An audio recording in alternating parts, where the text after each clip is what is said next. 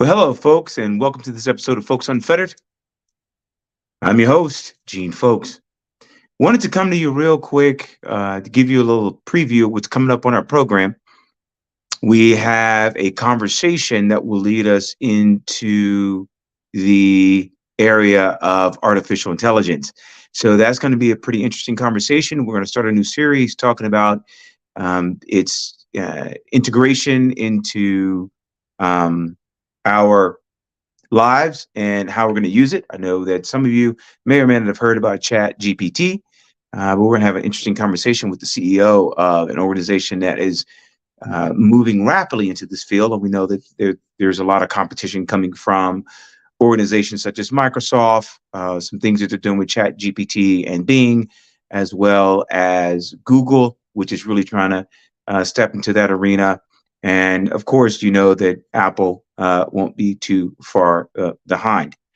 We're going to have a segment on our podcast and our YouTube channel where we're actually going to be discussing the way that artificial intelligence is and machine learning is going to really impact our lives. And hope that you'll find the conversation discussions around this topic to be enlightening, informative, and educational. So there are some people that I have yet to reach out to and to participate in this discussion. One person in particular, her and I actually go way back. I'll reach out to her depending on her schedule.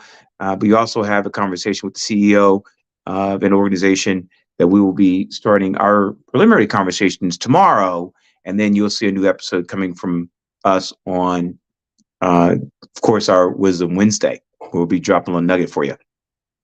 We will be having conversations about business as well, business ethics, and how we are changed by the recent pandemic. If you're like me and you're a small business owner or you're an organization, and if you feel that the landscape has changed in your current vocation, you may not be alone. There seems to be a lot of conversations. The economy seems to be somewhat unstable. Organizations seem reticent to really engage and have those partnerships with organizations. And so it's really becoming a challenging time for small business owners like myself, organizations that are medium-sized to enterprise level companies that may find themselves in a new area of the business environment that we didn't consider ourselves. We really didn't anticipate these changes happening so rapidly. And so all of this is going to culminate into a conversation about where we are going in business and within our organization and as far as globally, and also how we are going to have to adjust and realign ourselves and our expectations on the new way of working. We're going to be bringing in elements of machine learning. We're going to be bringing in elements of artificial intelligence. We're going to be bringing in conversations surrounding remote work. What does that look like? We're going to be talking about how leaders are going to have to change the way that we actually lead and engage and interact and interface with our employees, with our stakeholders, and also with the consumer. And we're really moving at light speed when it comes to the evolution of business, not only in the United States, but also globally. And then we're going to be taking a look at our global competition, whether is America reevaluating and readjusting fast enough to present the American worker with those skills and educational resources necessary to compete in a global marketplace, whether that's coming from Africa, whether it's coming from Asia, whether it's coming from South America. Competition is really heating up, and it's becoming more and more challenging to highlight our uniqueness and where we stand as leaders in the world. So we're going to be taking a look at that, having conversations surrounding that. We're going to continue our holistic approach to our podcast to bring you that information that we believe is relevant. Hopefully, that will positively impact the lives of the people around you and your life as well. Thank you for all of those who have been watching the channel and the program, especially for those who've given a shout out, given my dedication to my mother on April 19th. That was really powerful and impactful to me and for me and my family. And we hope that you will join us on our program as on our podcast. I have been fielding conversations with people from Uganda, and I am completely humbled that individuals have reached out to me and shared how the program has really touched their lives based on some of the guests that we've had, some of the topics that we've covered, and some of the ways that we look to engage and motivate and inspire our audience. So thank you to those listeners that are representing the country of Uganda. We seem to be growing at a rapid pace. I also thank my mi hermosas and hermosas in Latin America as one of our largest growing populations are my Latin American brothers and sisters, and I really am humbled and appreciative of you assisting us with having the program catch on in your local area. And if there's any topics or any type of discussions that you would like to have with us here at the channel, send us an email at wearefolksunfettered@gmail.com. That is we are, the letter R, folks unfettered at gmail.com. I believe it's we are unfettered, but we are folks unfettered at gmail.com. And make sure to leave your comments here in the channel, engage with us, and participate in our conversations. We believe that our goal here at the channel is to take those little slices of life away from the mainstream media and really talk about those things that mattered. And we would love feedback from you to let us know if we're successful in doing that. And if we can improve and do better, then we absolutely encourage you to send us suggestions and recommendations on how we can make this more interactive, more powerful for you. Because I believe that there is so much that many of us are looking to grab onto as an anchor, that our world can be so challenging right now with a lot of the things that are happening in it. Some of it's fearful. Some of it leads to a certain amount of uncertainty. And if you're like some people I've had discussions with, you can feel tossed to and fro. And it's really hard to tell a person who's in the middle of the storm to just weather it, because some storms are really tough. And we hope to be a life raft that you can grab onto in those storms to ground yourself. And that we want to walk beside you through that storm, whatever that is, whatever that storm you're going through. So send us an email at wearefolksunfettered@gmail.com. Like and subscribe to the channel, and hit the bell icon. Our audience is really growing. We'd like for you to grow with us and help us to have a greater impact. We want to stay as real and relevant as possible, regardless of how large we expand our influence. We want to be a positive influence.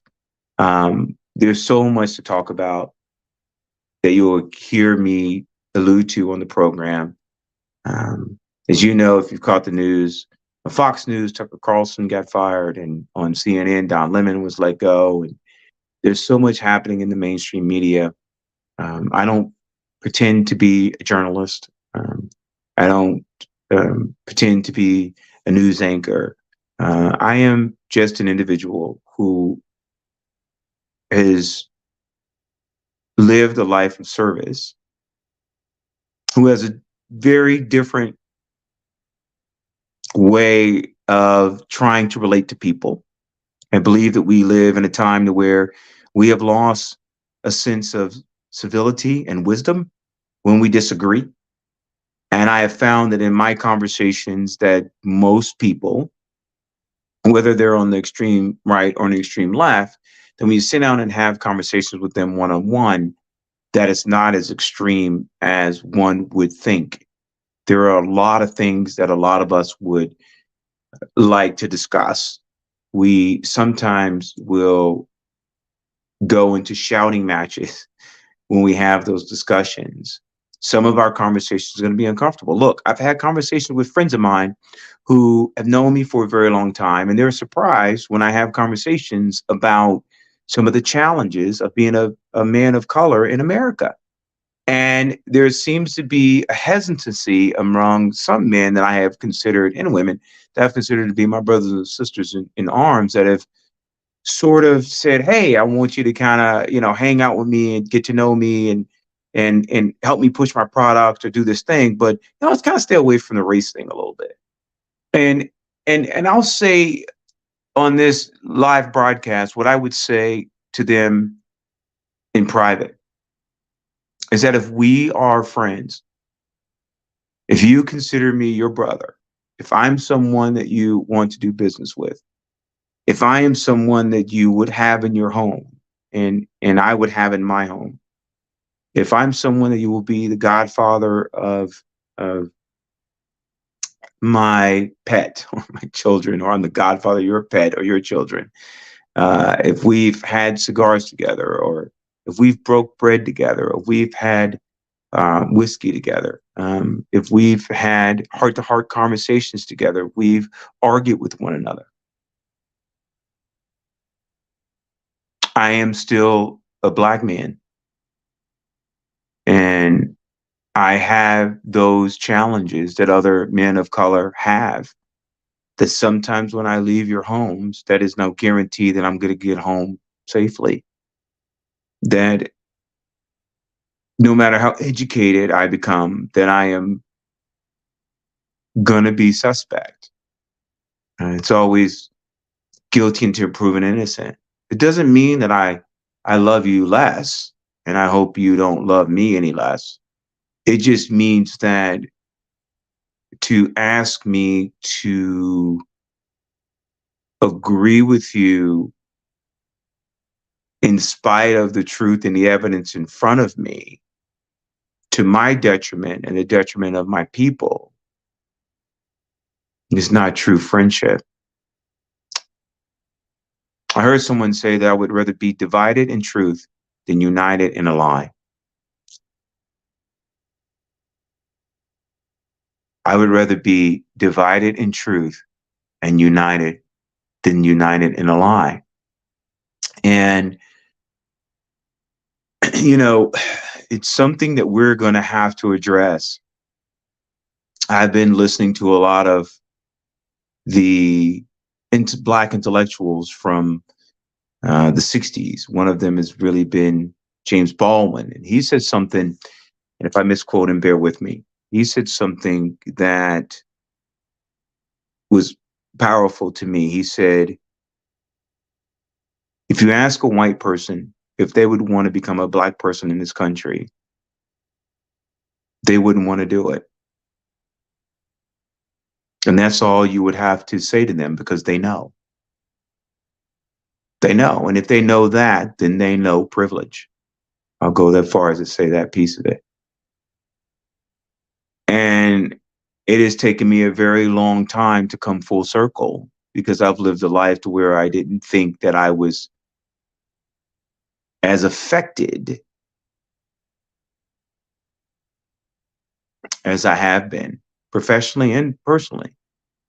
And it really blurs the lines when you believed that you were part of something greater, this grand experiment that we have. And so if any of my friends are asking me to somehow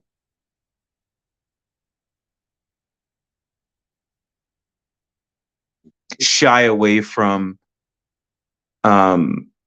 conversations that I've had that have negatively impacted me as a man of color, that's not going to happen.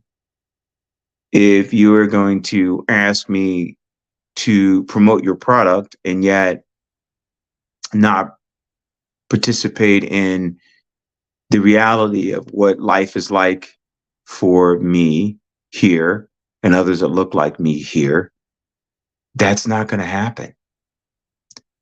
If it means that it's a conditional friendship, then I would rather not have the friendship. Does that make sense? That doesn't mean that I don't love you or care for you as a human being.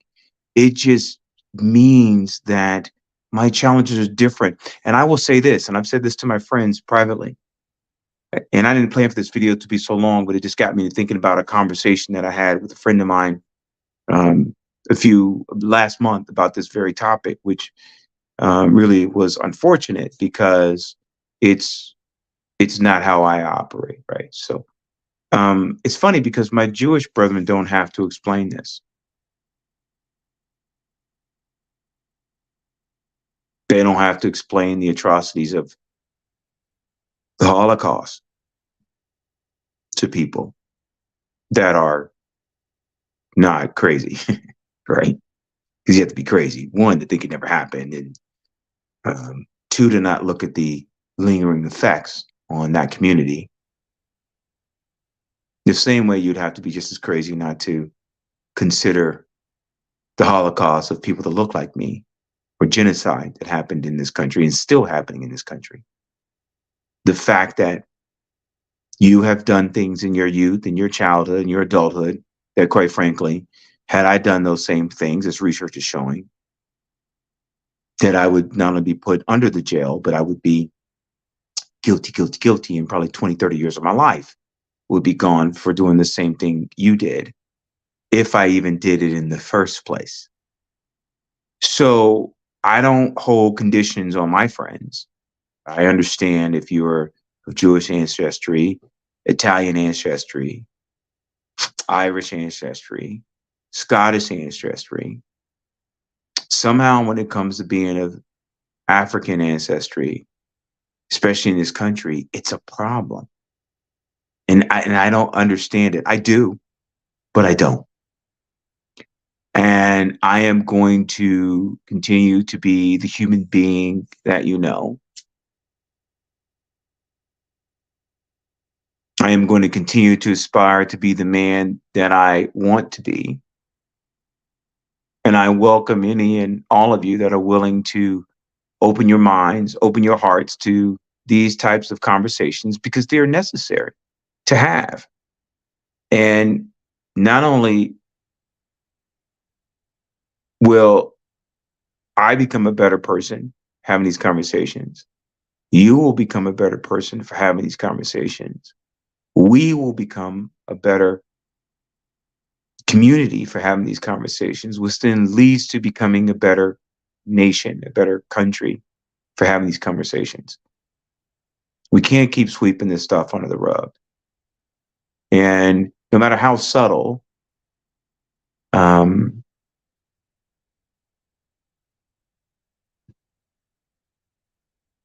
if my format doesn't fit your product or service, then that tells me the nature of the relationship, right? And I'm not talking to anyone specific. I'm really laying this out as a blanket statement.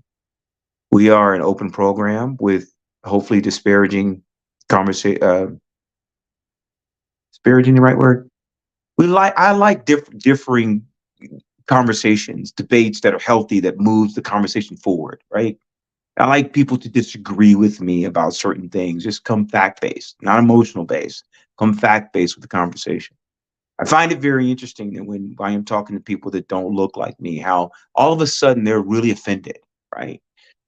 They were offended when Obama was in office. And yet I always said that that's just one president that didn't look like you that you served under. I've served under 40 something of them. I don't understand that. Or people say, well, now I feel like the bad guy because I'm a white male. And I kind of say, welcome to the party. I mean, I've always been the bad guy since, I was crawling around in diapers. Well, in diapers, I was in Jamaica, but by the time I got here at 5, right?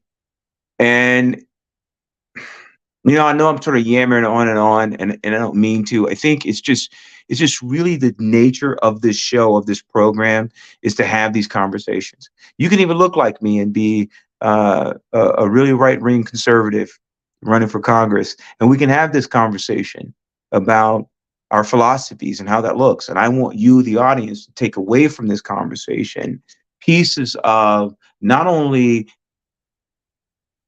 what you believe in, but also what the other side believes in, and see if there's any middle ground there.